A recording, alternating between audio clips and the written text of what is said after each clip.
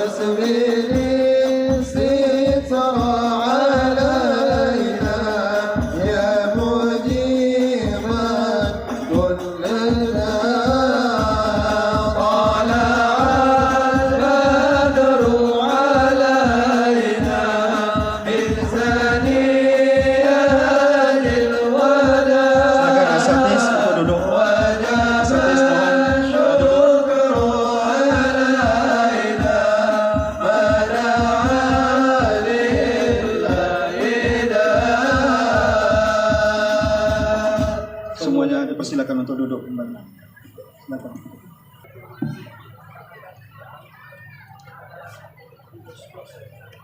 Assalamualaikum warahmatullahi wabarakatuh. Bismillahirrahmanirrahim. Alhamdulillahi rabbil alamin. Allahumma salli wa sallim ala sayyidina Muhammad nabiyil ummi wa ala alihi ashabihi man tabi'ahum bi ihsan ila yaumiddin.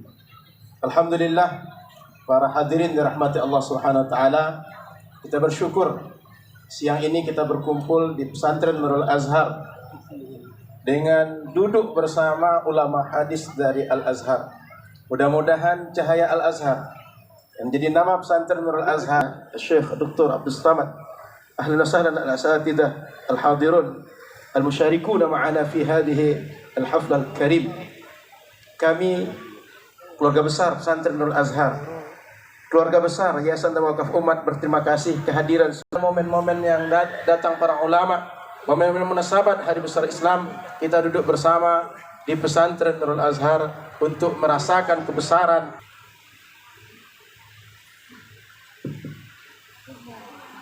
Bismillahirrahmanirrahim. Alhamdulillahi rabbil alamin. Wassalatu wassalamu ala sayyidina Muhammad sayyidil awwalin wal akhirin wa khitamil anbiya'i wal mursalin wa rahmatillahi ta'ala lil alamin. Allahumma salli wa sallim wa barik ala sayyidina wa maulana Muhammad wa ala alihi wa sahbihi wa sallim tasliman kathira. Thumma amma ba'd, fa innahu la yus'iduni al-yawm sa'adatan kabira. Saya hari ini amat sangat merasa sangat berbahagia an akuna fi ma'hadi Nur al-Azhar. saya bisa berada di pesantren Nurul Azhar, والذي هو امتداد للجامع الأزهري الشريف في أرض الكنانة مصر. Nurul Azhar merupakan kelanjutan dari Universitas Al-Azhar Kairo, Mesir. وأنا أشكر الدعوة الكريمة من أخي الكريم الدكتور عبد الصمد. Saya mengucapkan banyak terima kasih atas undangan ini dari Yayasan Nurul Azhar dan Ustaz Abdul Somad. وسعدت كثيرا بلقاء الحبيب محمد بن شهاب الدين باعلوي. Saya juga amat sangat merasa berbahagia bisa bertemu dengan Habib Muhammad Haidar bin Syihab Ba'alawi. وسعدت كثيرا بلقاء السادة الكرام الذين كانوا طلابا لي بالأمس وهم اليوم أصدقاء أعزاء يملؤون الأرض علما. Saya amat sangat berbahagia karena dulu bertemu dengan orang-orang yang dulu ketika di Mesir mereka adalah murid-murid saya. Hari ini mereka menjadi para alim ulama yang hadir pada saat ini. ما هو الجامع الأزهر الشريف؟ Apa itu Masjid Al-Azhar. Apa itu Al-Azhar? وما هو معهد نور الأزهر؟ Apa itu pesantren Nurul Azhar? وما هي معاهد العلم الكبرى في كل أنحاء الدنيا؟ Apa lembaga-lembaga pendidikan besar Islam di seluruh dunia? مدارس العلم الكبرى كالأزهر الشريف ليست مجرد أمكنة وبقاع من الأرض، Al-Azhar bukan hanya sekedar tempat atau bagian dari permukaan bumi. وليست مجرد مآذن ترتفع في السماء، Al-Azhar bukan sekedar menara tempat azan dikumandangkan suaranya melengking sampai ke langit. وليس مجرد منبر تلقى من فوقه الخطب. Al-Azhar bukan sekedar mimbar tempat khutbah-khutbah disampaikan. مدارس العلم الكبرى ليست جدرانا ومباني، Sekolah pendidikan Islam besar bukan hanya sekedar dinding dan bangunan-bangunan yang megah. بل هي شيء أكبر من ذلك كله، Akan tetapi lebih besar daripada semua itu. وأعمق من ذلك كله، Lebih dalam daripada semua itu. وأعظم من ذلك كله. Lebih mulia, lebih agung daripada semua itu. لكن ما هو ذلك الشيء؟ Apa itu?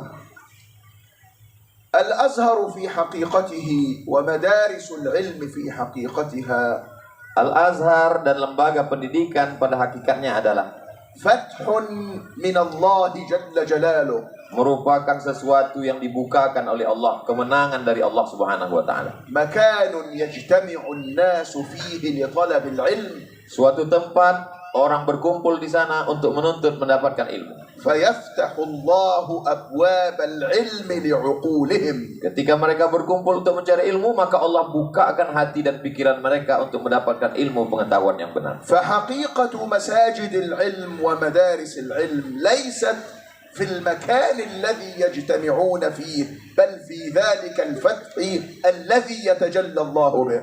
Hakikat masjid, hakikat tempat belajar, hakikat pesantren bukan tempat, tapi hakikatnya adalah pintu hati yang dibukakan Allah Subhanahu wa taala untuk menerima ilmu dari Allah Subhanahu wa taala. ولذلك يقول الله تعالى في شأن المساجد عموما، Oleh sebab itu Allah berfirman dalam Al-Qur'an ketika bercerita tentang masjid secara umum. يقول الله تعالى في بيوت أذن الله أن ترفع. Di rumah-rumah Allah, di masjid, Allah Subhanahu wa taala memberikan izin akan diangkatnya kemuliaan, kehormatan, keagungan. والسر الحقيقي في بيوت الله وفي مدارس العلم هو المذكور في الآية في قوله تعالى أذن الله. Rahasia hakikat dari semua itu adalah pada ayat Allah memberikan izin, azin Allah. فهناك إذن إلهي يتجلى الله به على المكان أولا، Ada izin dari Allah Subhanahu wa taala pada awalnya di tempat itu, berasal dari izin yang datang dari Allah Subhanahu wa taala. وببركة هذا الإذن يجتمع الناس على ذلك المكان. Karena barakah izin dari Allah itulah maka orang ramai ini bisa berkumpul. وببركة هذا الإذن يتجلى الله عليهم بالفتح والعلم والنور إذا اجتمعوا في ذلك المكان. Karena wujud dari izin kemuliaan yang datang dari Allah itulah maka dibukakan segala pintu hati untuk menerima ilmu, untuk menerima hidayah, untuk menerima kebenaran. كأن الله تعالى إذا أذن لمكان أن يذكر فيه اسمه وأن يقرأ فيه العلم يصير هذا الإذن الإلهي كالمغناطيس الذي يجذب القلوب والعقول إلى هذا المكان الذي أذن الله له. Kalau Allah mengizinkan di tempat itu dikumandangkan suaranya, dibaca kitab-kitabnya, maka sesungguhnya Allah sedang memberikan satu magnet sehingga manusia tertarik untuk datang berkumpul di tempat itu. وما المعنى الذي لأجله يأذن الله وينزل الله الفتح على تلك الأماكن؟ Apa makna Allah memberikan izin dan memberikan terbukanya pintu hati di tempat-tempat yang mulia itu? إنما يرجع ذلك إلى بركة الهمة والصدق عند من يؤسسون تلك الأماكن. Itu semua bangkit dari ketulusan, keikhlasan, semangat dari orang yang membangun tempat-tempat tersebut. الأزهر الشريف نشأ وظل قائما بتعليم علوم الشريعة ومواريث النبوة على مدى 1000 سنة. Al-Azhar tempat belajar ilmu-ilmu keislaman, mewarisi warisan Nabi Muhammad SAW lebih dari 1000 tahun.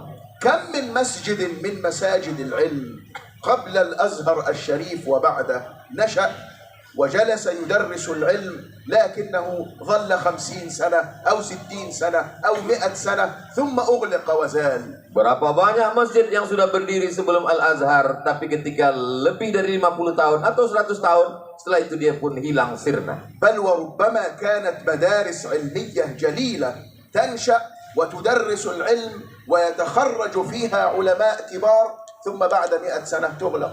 Dan berapa banyak lembaga pendidikan hebat pernah keluar dari sana para ulama besar, tapi kemudian setelah 100 tahun hilang.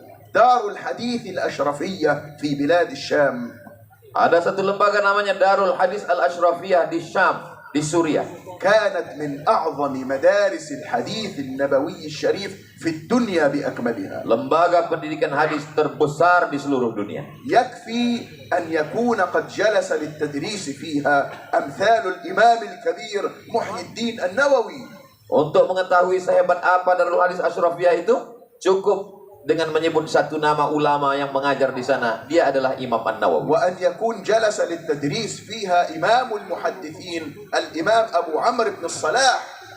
Imam Abu Amr ibn Salah mengajar di sana. Beliau adalah imamnya para ahli hadis. والإمام تقي الدين السبكي Imam Taqiyuddin As-Subki. وعشرات من الأئمة الأكابر كلهم جلس للتدريس في دار الحديث الأشرفية تلك. Puluhan ulama besar ahli hadis mengajar di Darul Hadis Al-Ashrafiyah. كم استمرت دار الحديث الأشرفية؟ Berapa lama keberlangsungan Darul Hadis Ashrafiyah? وخرجت هؤلاء الأئمة الكبار ودرسوا فيها. Darul Hadis Al-Ashrafiyah sudah mengeluarkan alumni ulama-ulama besar. استمرت مدة قرنين من الزمان. Hanya 2 abad saja. ثم أين هي بعد ذلك؟ Mana Darul Hadis Al-Ashrafiyah itu sekarang? انتهت، Selesai. ليست موجودة. Tidak lagi ada di atas dunia. ومكانها الآن صار مباني ومساكن للناس. Tempat Darul Hadis Ashrafiyah itu sekarang hanya tinggal bangunan-bangunan tempat tinggal manusia. فما هو السر Apa rahasianya? الذي اختص الله به الأزهر الشريف Apa rahasia yang diberikan Allah kekhususan kepada Al-Azhar ليظل على مدى 1000 سنة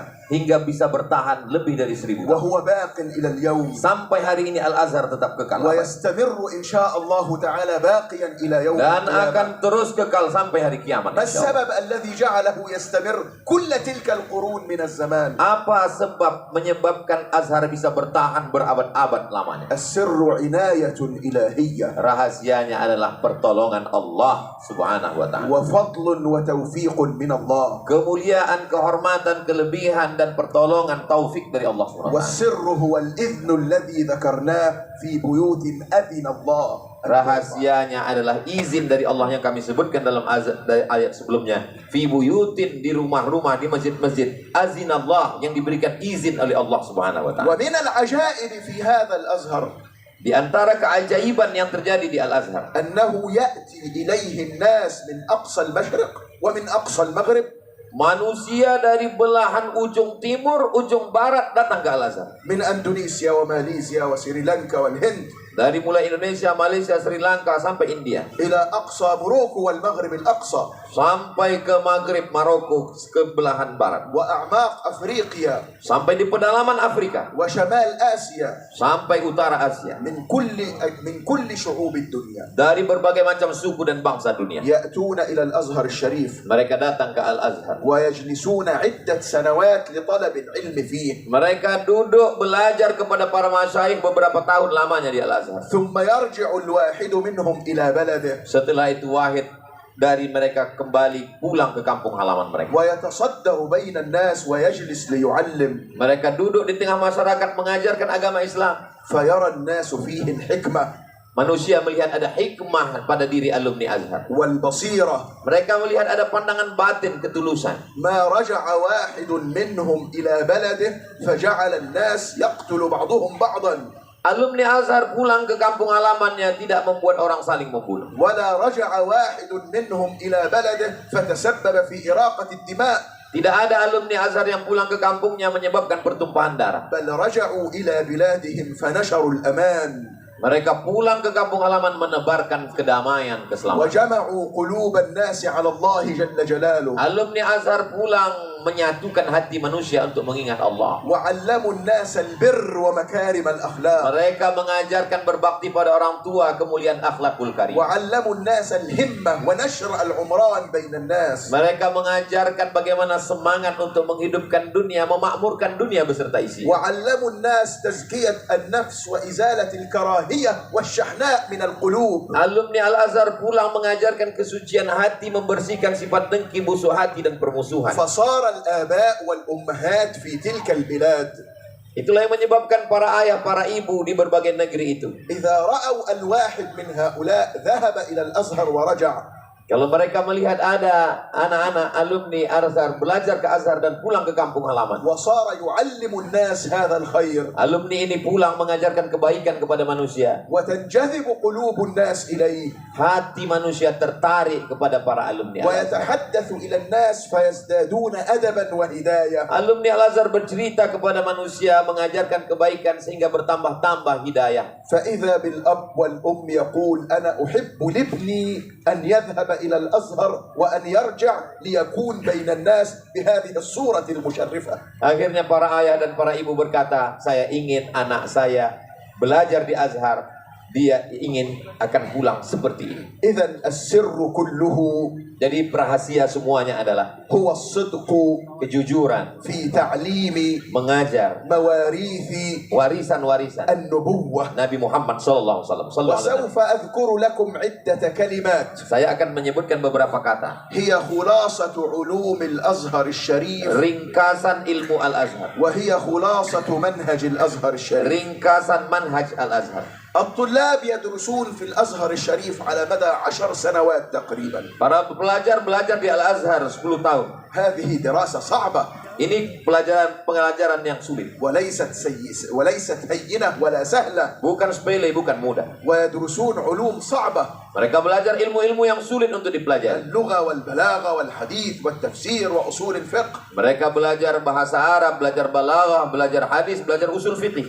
لكن هذا الزمن الطويل في الدراسة Tapi masa yang panjang untuk belajar ini, وهذه العلوم الصعبة التي يدرسونها masa yang panjang dengan ilmu yang sulit untuk dipelajari, تجعل عندهم في نهاية المطاف حكمة membuat mereka pada akhirnya mendapatkan hikmah itu. وفهم عن الله جل جلاله، Mereka mendapatkan pemahaman dari Allah Subhanahu wa taala. وتجعل كلامهم ممتلئا بالصدق إذا سمعه الناس أثر في قلوبهم. Kalau alumni Azhar itu berbicara, maka kata-katanya berisi dengan hikmah sehingga membuat orang tertarik. فما هي خلاصة تلك العلوم Apa ringkasan ilmu-ilmu tersebut التي كان الأزهر الشريف يدرسها للناس؟ yang diajarkan Al-Azhar kepada manusia? خلاصة تلك العلوم ترجع إلى 5 كلمات، Ada 5 kalimat. وسوف أذكر لكم تلك الكلمات الخمس، Saya akan sebutkan 5 kalimat tersebut. وأشرح كل واحدة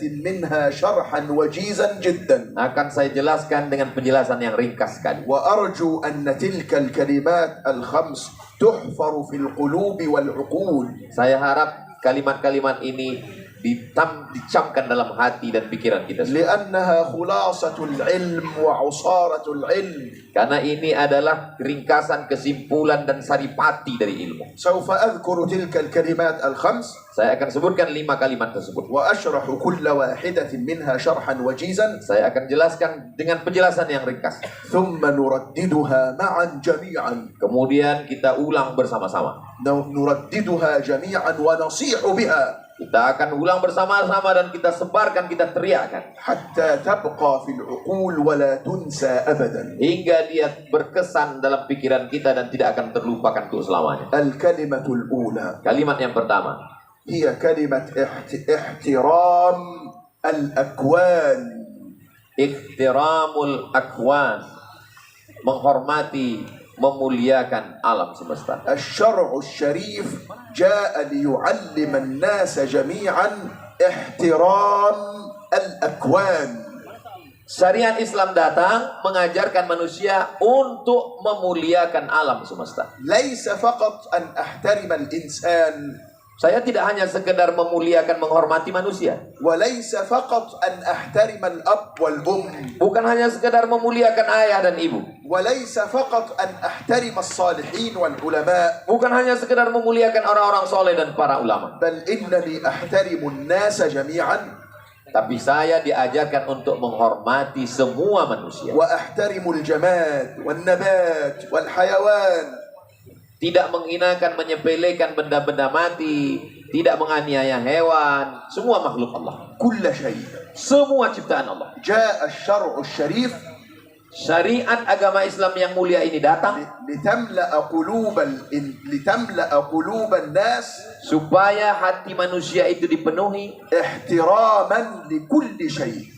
menghormati segala ciptaan Allah. ويقول الله تعالى Allah berfirman في أول الذكر الحكيم di awal ayat Al-Quran في سورة الفاتحة dalam surat Al-Fatihah, وهو يهيئ عقل الإنسان المسلم menyiapkan pikiran seorang muslim للفهم عن الله. supaya mereka paham tentang Allah Subhanahu wa taala. ما أول ما يعلمه القرآن للعقل المسلم؟ Yang pertama diajarkan Al-Quran kepada akal manusia, يعلمه أن يقول الحمد لله رب العالمين، supaya manusia itu berkata segala puji bagi Allah Rabb semesta alam, حتى يتعلم الإنسان أن يحترم العالمين. supaya manusia itu belajar bagaimana memuliakan, menghormati, menjaga alam semesta. كان يمكن أن يقول الحمد لله رب المسلمين، Bisa saja Allah mengatakan segala puji bagi Allah Tuhannya kaum muslimin. كان يمكن أن يقول الحمد لله رب المسلمين والمسيحيين، Bisa saja Allah mengatakan segala puji bagi Allah Tuhannya Masehi. كان يمكن أن يقول الحمد لله رب أهل الكتاب، Bisa saja Allah mengatakan segala puji bagi Allah Tuhan ahli kitab. كان يمكن أن يقول الحمد لله رب الإنس والجن والملائكة. Bisa saja Allah mengatakan segala puji bagi Allah Tuhannya para jin, manusia dan malaikat. لكنه يريد لك أن تحترم ذلك كله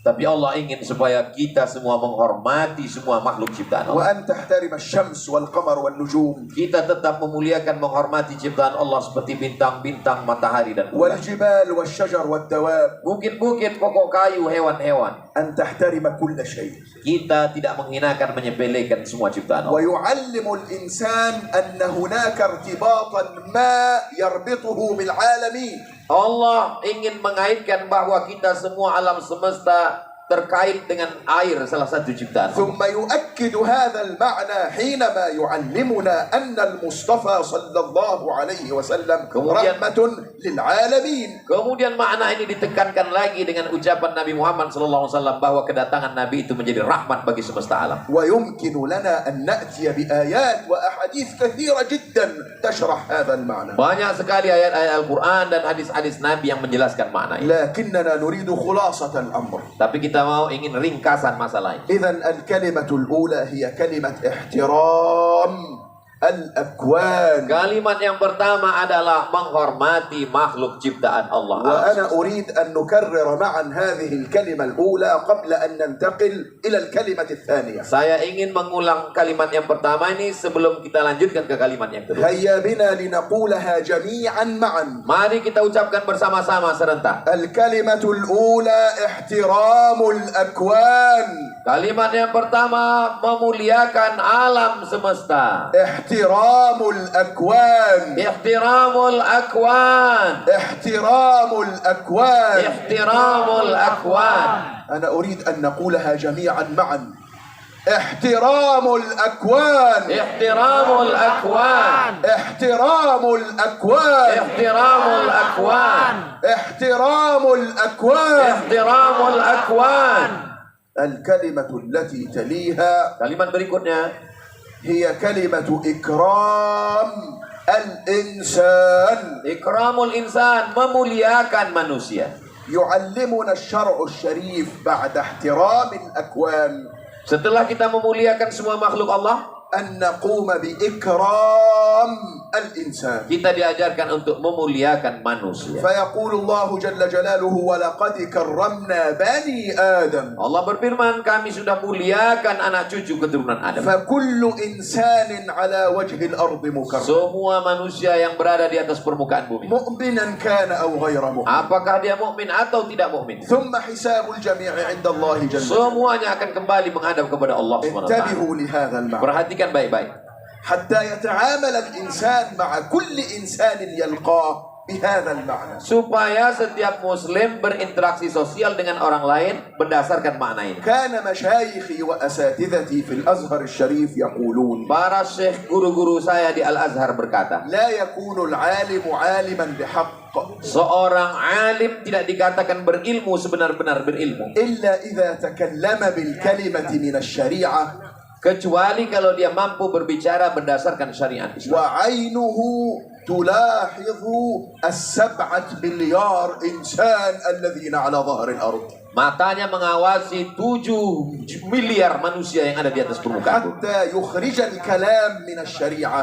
sampai keluar kata-kata dari syariat Islam. فإذا وقع في آذان 7 مليار إنسان لا ينفر أحدا Kalau dia berbicara, dia tidak membuat orang lari, بل يجذب قلوب الجميع إلى akan الله. tetapi dia menarik orang untuk mendengar ucapan. وهذا سر من أسرار وراثة من أرسله الله رحمة للعالمين. Inilah rahasia dari mempelajari orang-orang yang sudah diutus Allah menjadi rahmat bagi semesta alam. فكان الأزهر الشريف يعلمنا إكرام الإنسان. Al-Azhar yang mulia mengajarkan kita untuk memuliakan manusia. وأنا أقول للسادة الكرام الحضور جميعا Saya katakan, saya sampaikan kepada semua hadirin, لا تكسروا بخاطر إنسان أبدا jangan pernah merusak, mengacaukan hati manusia, بل عاملوا الناس بمقتضى الحلم والكرم. tapi berinteraksilah dengan orang dengan penuh kesabaran dan memuliakan orang lain. ومن الأخلاق الخفية في الشريعة Di antara akhlak yang tersembunyi dalam ajaran Islam, خلق يمكن أن يسمى بخلق السعة. akhlak yang disebut dengan akhlak bisa berlapang dada. يشير إليه المصطفى صلى الله عليه وسلم Ini yang disampaikan Nabi Muhammad SAW حينما يقول ketika dia bersabda, إنكم لا تسعون الناس بأموالكم kamu tidak akan mampu menyenangkan orang lain dengan harta kamu, لكن يسعهم منكم بسط الوجه وحسن الخلق. tapi kamu bisa membahagiakan orang dengan wajah yang cerah dan akhlakul karim. فكأنه صلوات ربي وسلامه عليه يقول Seakan-akan Nabi bersabda, ينبغي أن تتسعوا للناس جميعا ببسط الوجه وحسن الخلق. mesti berlapang dada menyenangkan orang dengan wajah yang cerah dan akhlakul karim. أخذ علماء الأزهر الشريف هذه المعاني من أنوار الشريعة Para ulama Al-Azhar mengambil pelajaran yang mulia ini, وصاغوا منها كلمة أخيرة هي Mereka- كلمة إكرام الإنسان. mereka membuat satu kalimat yang menyimpulkan semua ajaran, itulah dia memuliakan manusia. وأنا أقول لكم نصيحة أخرى أدق من هذا. Saya sampaikan nasihat yang lebih halus daripada ini. لا يظهر الإكرام والسعة مع من توافقه وتحبه. Tidak hanya sekedar berlapang dada dan menghormati orang dengan orang yang sepaham, sependapat dengan. بل لا تظهر أخلاق الناس على الحقيقة إلا عند الاختلاف. Akan tetapi mampu menghormati walaupun berbeda pendapat. يمكن للإنسان أن يتعامل باللين والكرم مع من يحبهم. هذا سهل على النفوس. Kalau ada orang yang mampu berakhlakul karimah, berlapang dada dengan orang yang sependapat dengannya, biasa saja. لكن من الصعب جدا على الإنسان أن يتعامل مع شخص يختلف معه وبينه خلاف أن يتعامل معه باللطف والكرم. Yang sulit itu adalah mampu berlapang dada, bersikap lembut dengan orang walaupun berbeda pendapat. هذا من أعظم صور جهاد النفس. Ini termasuk bagian dari jihadun nafs, melawan hawa nafsu. إذا تعاملت مع الإنسان في حال الاتفاق يسهل أن يتعامل بالحسنى. Kalau ada orang mampu berinteraksi ketika dia sama satu pendapat bisa berbuat baik. لكن إذا اختلفت معه فحينئذ تظهر حقيقة طباع الناس. Ketika engkau berbeda pendapat dengan orang lain, di situ akan kelihatan sifat asli. إما أن تجد طباعا ملائكية تهذبت بالشرع الشريف. Ada orang yang mampu berbuat seperti perbuatan malaikat, berakhlak seperti malaikat. وإما أن تجد طباعا تشبه طباع الذئاب.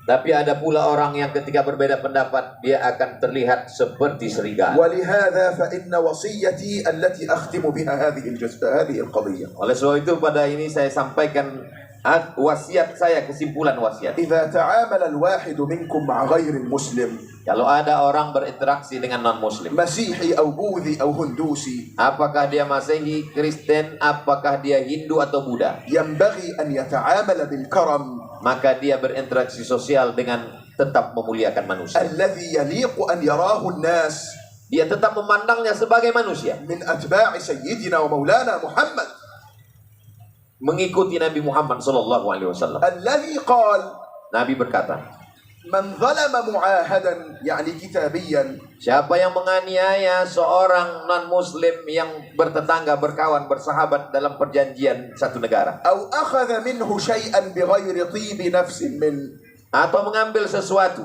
dari orang tersebut, أو حمله فوق طاقته، atau memberinya beban di luar kemampuannya, يقول عليه الصلاة والسلام: apa kata Nabi? فأنا خصيمه يوم Maka القيامة. aku akan menjadi musuhnya nanti pada hari إذن kiamat. القاعدة الثانية من قواعد خلاصة علوم الأزهر الشريف Maka kaidah yang kedua dari kesimpulan ilmu Al-Azhar adalah وخلاصة فهم الشريعة kesimpulan dari memahami syariat Islam. هي كلمة إكرام الإنسان. Ikramul insan, memuliakan manusia. ولذلك سنكررها جميعا معا كما كررنا الكلمة Kita الأولى. akan ulang kalimat ini sebagaimana yang pertama tadi. فنقول الكلمة الثانية هي إكرام الإنسان. Ikramul insan. إكرام الإنسان. Ikramul insan. إكرام الإنسان. Ikramul insan.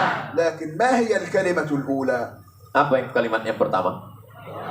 Ihtiramul akwan. احترام الأكوان. Ihtiramul akwan. إكرام الإنسان. Ikramul insan. ننتقل إلى الكلمة الثالثة. Sekarang kita pindah yang ketiga. Yang dua ingat-ingat. الكلمة الثالثة هي كلمة حفظ الأوطان. Hifzul awtan, menjaga tanah air.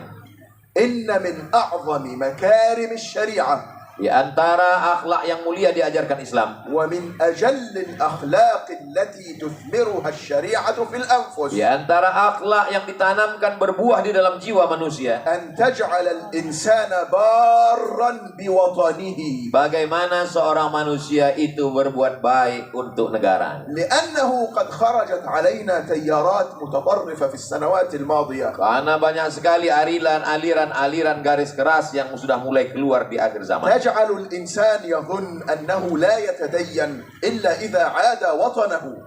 Karena ada orang yang meyakini dia tidak beragama kalau dia tidak memusuhi negaranya. وهذا منتهى العقوق والخبث في طباع الناس. Ini adalah puncak dari kedurhakaan dan kejahatan bagi manusia. من مكارم الشريعة أن يكون الإنسان بارا بوطنه. Di antara ajaran Islam mengajarkan kita berbuat baik terhadap tanah air. ولقد روى سيدنا أنس بن مالك Sayyidina Anas bin Malik meriwayatkan hadis, أن المصطفى صلى الله عليه وسلم Nabi SAW bersabda, كان إذا رجع من سفر Nabi kalau pulang dari safar musafir, فأبصر جدرات المدينة Nabi melihat pagar dinding-dinding pagar kota Madinah. حرك دابته إليها من حبها. Nabi segera mengencangkan kendaraannya saking cintanya dia kepada kota Madinah. فالحافظ بن حجر في فتح الباري في شرح البخاري Imam Ibnu Hajar Al-Asqalani dalam kitab Fathul Bari Syarah Sahih Bukhari يقول وفي هذا الحديث berkata tentang hadis ini. دليل Ini dalil. على مشروعية حب الوطن Ini dalil tentang disyariatkannya cinta tanah air والحنين إليه. Bagaimana kita rindu sayang kepada tanah air. والإمام ابن الجوزي Imam Ibnul Jauzi كان يقول berkata, والأوطان محبوبة أبدا. negara negeri tanah air kita cintai selama-lamanya. وكان الحافظ بن حجر أيضا يقول Al-Hafiz Ibnu Hajar berkata, إذا كان الله تعالى kalau Allah Subhanahu wa taala, قد جعل النحل يأوي إلى خلاياه kalau Allah sudah menjadikan lebah rindu kepada tempatnya, sarangnya. والنمل يأوي إلى بيته Kalau semut saja rindu kepada sarangnya. والثعبان يأوي إلى جحره. Kalau kalajengking ular saja rindu kepada lubangnya. يخرج الثعبان طوال اليوم فيمشي هنا وهناك في أماكن بعيدة. Ular sepanjang hari keluar pergi ke tempat yang jauh. لكن في نهاية اليوم يأوي إلى جحره. Tapi pada petang hari dia akan kembali kepada lubang. والأسد يرجع إلى وكره. Singa kembali kepada tempat. والطير في آخر اليوم تأوي إلى أوكاره. Burung di waktu petang hari akan kembali ke sarang. فهل يكون الإنسان أقل وفاء من تلك الكائنات؟ Apakah manusia bisa lebih rendah sifatnya daripada makhluk-makhluk ini? كأن وفاء الإنسان لموطنه كأن هذا الوفاء قانون أجراه الله في سائر أجناس الوجود. Sifat manusia untuk menunaikan segalanya kepada negerinya seakan-akan sudah menjadi aturan alam semesta yang diciptakan Allah Subhanahu wa taala. ولذلك فإني أوصيكم Oleh sebab itu saya pesankan, saya من wasiatkan, أراد أن يتقرب منكم إلى الله تعالى بحق. siapa yang ingin mendekatkan diri kepada Allah dengan sebenar-benarnya. إذا أردتم أن تتقربوا إلى الله تعالى بحق Kalau jamaah ingin mendekatkan diri kepada Allah dengan sebenarnya, ينبغي أن تحافظوا على إندونيسيا maka jagalah tanah air kita وأن Indonesia. تكونوا أمناء عليها Jadilah orang-orang yang amanah terhadap bangsa. كما أنني أتشرف بأن أحافظ على مصر Sebagaimana saya menjaga Mesir, وأن أكون أمينا عليها. saya menjaga amanah Mesir. وهكذا سائر الأوطان. Demikianlah seluruh negeri di dunia. هذا الذي يعلمنا إياه الأزهر الشريف Ini yang diajarkan Al-Azhar kepada والذي kita. يعلمه معهد نور الأزهر. Ini juga yang diajarkan pesantren Nurul Azhar.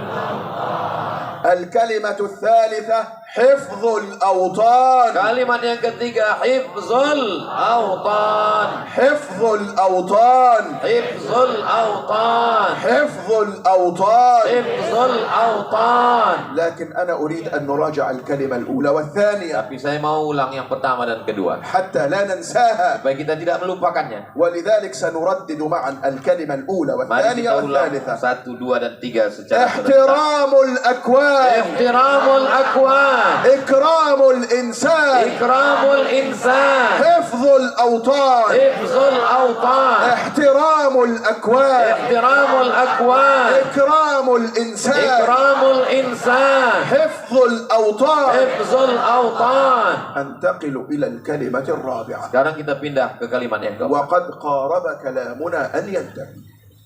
Sebentar lagi akan berakhir. الكلمة الرابعة هي ازدياد العمران. Izdiyadul umran. Izdiyadul umran, memakmurkan memakmurkan alam semesta. يعلم الله الإنسان المسلم Allah Ta'ala mengajarkan kepada muslim, إذا أراد أن يتخلق بأخلاق هذا الدين kalau mau berakhlak dengan akhlak agama ini, أن يكون كل واحد منا ناجحا maka semua kita mesti sukses في ميدانه، di bidangnya masing-masing. سواء كان طبيبا أو مهندسا Apakah dia dokter atau insinyur أو عالما في الشريعة. atau dia ulama. لا يرضى الشرع للإنسان أن يكون فاشلا.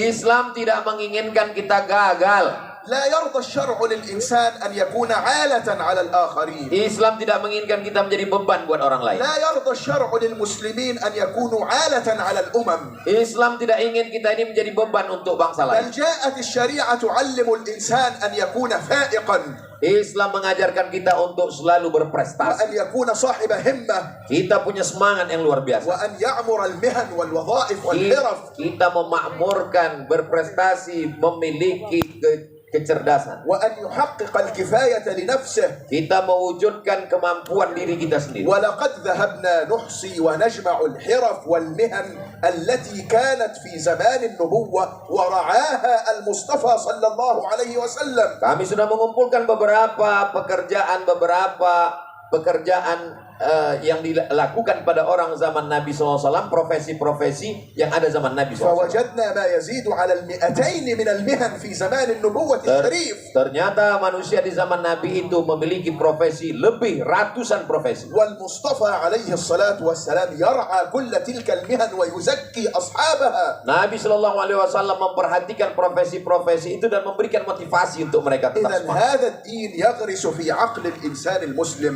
أن يكون ناجحا. Agama Islam mengajarkan setiap muslim profesional dan sukses di profesinya. وأن يبني المؤسسات. Dia mesti membangun lembaga-lembaga. وأن يصنع الحضارة. Dia mesti membuat peradaban. فالكلمة الرابعة هي كلمة ازدياد العمران. Yang keempat adalah izdiyadul umran. هيا بنا نكررها. Mari kita ulang bersama-sama. ازدياد العمران. Izdiyadul umran. ازدياد العمران. Izdiyadul umran. احترام الأكوان. Ihtiramul akwan. إكرام الإنسان. Ikramul insan. حفظ الأوطان. Hifzul awtan. ازدياد العمران. Izdiyadul umran. الكلمة الخامسة Kalimat yang terakhir yang kelima. زيادة الإيمان. Ziyadatul iman, menambah iman. بعد أن يصنع الإنسان منا كل ما سبق Setelah manusia melaksanakan keempat poin sebelumnya, فإنه حينئذ يقبل على الله maka setelah itu dia pun menghadap kepada Allah. ويكثر من ذكر مولاه Dia mesti banyak mengingat Allah. ويقيم فرائض الله وشعائره. Dia melaksanakan kewajiban yang diwajibkan Allah dan syiar agama. وقد سكنت نفسه Jiwanya tenang. وعمرت الدنيا من حوله. Dia sudah memakmurkan, menjaga dunia. وحينئذ يقبل على الله تعالى على بصيرة. Setelah itu dia menghadap Allah dengan mata batin yang terbuka. ويكثر من ذكر الله وشكره. Dia banyak berzikir dan bersyukur kepada Allah. ويكون سالكا وسائرا إلى الله على بصيرة. Dia berjalan menuju Allah dengan pandangan batin yang benar. وحينئذ يأتيه الفتح الأعظم. Saat itu dia diberikan Allah SWT kemenangan, terbuka pintu hati. فترى الناس وقد خرج منهم الأولياء والصالحون والعارفون. Maka ada di antara manusia itu yang menjadi wali-wali Allah, orang-orang soleh, orang-orang yang mengenal Allah. والذين يملؤون الدنيا ذكرا لله عز وجل. Mereka memenuhi dunia ini dengan banyak zikir mengingat Allah SWT. إذن الكلمة الخامسة هي كلمة زيادة الإيمان. Kalimat yang kelima, ziyadatul iman. زيادة الإيمان. Ziyadatul iman. سوف نكرر الكلمات الخمس معا. Kita ulang 5 kalimat ini bersama-sama. احترام الأكوان. Ihtiramul akwan. إكرام الإنسان. Ikramul insan. حفظ الأوطان. Hifzul awtan. ازدياد العمران. Izdiyadul umran. زيادة الإيمان. Ziyadatul iman. احترام الأكوان. Ihtiramul akwan. إكرام الإنسان. Ikramul insan. حفظ الأوطان. Hifzul awtan. ازدياد العمران. Izdiyadul umran. زيادة الإيمان. Ziyadatul iman. هذا الذي يعلمنا إياه الأزهر الشريف. Inilah yang diajarkan Al-Azhar kepada kami. وهذا الذي لأجله أنشئ معهد نور الأزهر. Ini jugalah penyebab didirikannya pesantren Nurul Azhar. نجلس لتعليم العلوم الشرعية Kita di sini duduk belajar agama Islam حتى يمتلئ عقل طلبة العلوم الشرعية بهذه الكلمات الخمس. sehingga akal anak santri-santri ini dipenuhi dengan ajaran yang baik dan benar. وحتى يرجع طالب العلم إلى بيته Nanti mereka akan pulang ke kampungnya. فيعظم قدر أبيه وأمه ويكرمهما Mereka akan memuliakan, menghormati orang tua. ويكرم جيرانه Dia memuliakan tetangga. ويكون موفقا في حياته Hidupnya dipenuhi taufik dari Allah SWT. عارفا بربه Dia mengenal Allah. حافظا لوطنه Dia menjaga negeri tanah airnya. تقر به عين أبيه وأمه Ibadahnya adalah menjadi kebahagiaan orang tua. ويعاملهما بالبر Dia والصلة berbakti kepada orang tua dengan silaturahim. ويمتلئ بأنوار مواريث النبوة. Dia dipenuhi cahaya warisan kenabian. وأنا في هذا اليوم السعيد Hari yang berbahagia ini. وقد أتيت من أرض الكنانة مصر Saya berasal datang dari Mesir إلى إندونيسيا ke Indonesia. وتجولت فيها Saya berkeliling من جاكرتا dari Jakarta إلى سومطرة ke الشمالية Sumatera Utara, إلى لومبوك ke Lombok, واليوم في رياض. hari ini di Riau. هذه الأيام التي قضيتها بينكم من أحب الأيام إلى قلبي. Di antara hari ini, inilah hari yang paling saya sukai dalam hati saya. وصباح الغد أغادر مرة أخرى إلى أرض الكنانة مصر. Besok pagi saya akan kembali ke Mesir. لكني أغادر وقد تركت من ورائي ألوفا وملايين ممن أحببتهم وأعتبرهم أشقائي. Saya akan meninggalkan negeri ini dan mereka adalah orang-orang yang saya sayangi dan mereka adalah saudara kandung saya. وأجد نفسي وأنا هناك في أرض الكنانة مصر أقول يا رب لي أشقاء من ورائي تركتهم في أرض أندونيسيا. Nanti di Mesir saya akan katakan, ya Allah, aku meninggalkan saudara-saudaraku di Indonesia. وحينئذ فإني أتضرع إلى الله أن يسعد أشقائي هؤلاء جميعا وأن يقر أعينهم. Saya mohon kepada Allah supaya Allah membahagiakan mereka. ولذلك فأنا أرجو أيضا من أشقائي هؤلاء إذا ما تذكرون أو تذكروا كلمة نافعة سمعوها اليوم أن يكرمونا بالدعاء كذلك. Saya berharap saudara-saudara saya supaya doakan saya, doakan kami. Andai diamalkan ini, teringat dengan kalimat ini, amalkan, doakan kami. وفي ختام القول Penutup kalimat ini, فإن أخي الكريم الدكتور عبد الصمد، saudara saya Ustaz Somad. هذا الكلام لا تترجمه أنت، تترجمه ولدي محمد هداية. خذ. في ختام القول فإن أخي الكريم الدكتور عبد الصمد Di akhir ini bahwasanya saudaraku Abdul Somad, هو ابن كريم بار من أبناء إندونيسيا. dia adalah anak Indonesia yang baik. جاء إلى أرض الكنانة مصر وتعلم في الأزهر الشريف. Datang ke Al-Azhar dan belajar di Al-Azhar. ودرس أيضا في بلاد أخرى. Dan juga belajar di negara-negara yang lain. ثم رجع إلى بلده الكريم. Kemudian dia kembali ke kampung halamannya. وقد امتلأ عقله بالحكمة. Dan akalnya penuh dengan hikmah. وقد آتاه الله الهمة. Allah Subhanahu wa taala mengkaruniai semangat. وقد أكرمه الله تعالى بالقبول. Allah Subhanahu wa taala mengaruniainya dengan diterima di kalangan manusia. وأجرى على يده هذه المكرمة في معهد نور الأزهر. Allah Subhanahu wa taala mengaruniainya pesantren Nurul Azhar kepada beliau. هكذا يصنع الأزهر الشريف بأبنائه. Beginilah Al-Azhar memperlakukan anak-anaknya. يرجع الواحد منهم إلى بلده شمسا لا تنطفئ. Salah seorang murid kembali ke negaranya seperti matahari yang tidak akan pernah redup. يرجع الواحد منهم إلى بلده فيجمع قلوب العباد على الله جل جلاله. Santri Azhar kembali kepada kampungnya, mereka mengumpulkan hati-hati manusia untuk mengenal Allah. يرجع الواحد منهم إلى بلده فيملأ قلوب الناس توقيرا وإجلالا وتخلقا بالمقام النبوي المعظم. Santri Al-Azhar kembali ke kampung halamannya, memenuhi hati manusia, yaitu ta'zim, mengagungkan Nabi SAW. ويتفانى في تعليم الناس الخير.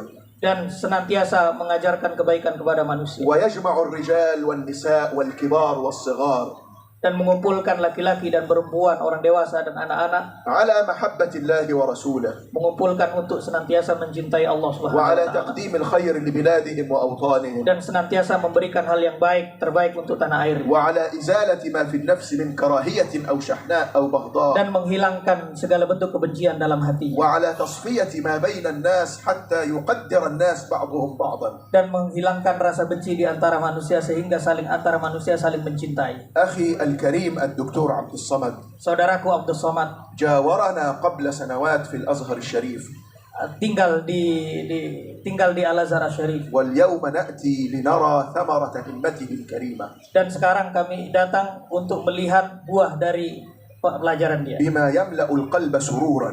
yang memenuhi hati dengan kebahagiaan. ومن قبل ذلك كله Dan sebelum semua itu, همم ساداتنا الأكابر السادة آل علوي semangat, yakni tokoh-tokoh kita dari kalangan Alawiyin الذين ملأ الله بهم الدنيا علما ونورا yang telah mereka memenuhi bumi ini dengan من ilmu. النسل النبوي الشريف Dari Masjid Nabawi Syarif, من الأولياء والأقطاب والعارفين من dari السادة kalangan البعلوي para wali, dari kalangan Alawiyin. والأزهر الشريف والسادة البعلوي منهج واحد Al-Azhar Asy-Syarif dan kalangan Alawiyin satu manhaj, ومقصود واحد ومشرب واحد memiliki tujuan yang satu dan tempat belajar yang satu. وكذلك كل مدارس العلم في الدنيا من المدارس التي تصدق في حمل مواريث النبوة Demikian juga seluruh sekolah-sekolah di dunia ini yang memiliki manhaj yang benar. وكما خرجت ديار إندونيسيا عددا من العلماء الكبار Sebagaimana Indonesia telah mengeluarkan banyak ulama besar, الشيخ عبد الصمد الفلنباني Syekh Abdul Somad dari Palembang, الشيخ أرشد البنجري Syekh Arsyad dari Al-Banjar, الشيخ نووي البنتني Syekh Nawawi dari Banten, وكبار وأئمة من علماء هذه البلاد والديار dan banyak para ulama besar yang lahir di Indonesia ini. فسوف يبقى الخير ممدودا في هذا البلد Maka negara Indonesia ini akan terus mendapatkan kebaikan. وتبقى الصلة قائمة بين مصر وإندونيسيا Dan hubungan Mesir dan Indonesia akan terus berlanjut. ويبقى الرحم موصولا بين معهد نور الأزهر وبين الأزهر الشريف Dan hubungan antara pesantren Nurul Azhar dengan Azhar Syarif akan وندعو terus الله berlangsung. ونتمنى لمعهد نور الأزهر Kami berharap untuk pesantren Nurul Azhar أن يجعله الله سراجا ومنارة علم لا تنطفئ أبدا semoga pesantren Nurul Azhar menjadi lampu yang tidak akan pernah padam. وصلى الله على سيدنا محمد وعلى آله وصحبه وسلم. نشكره على هذه الخطبة ألقاها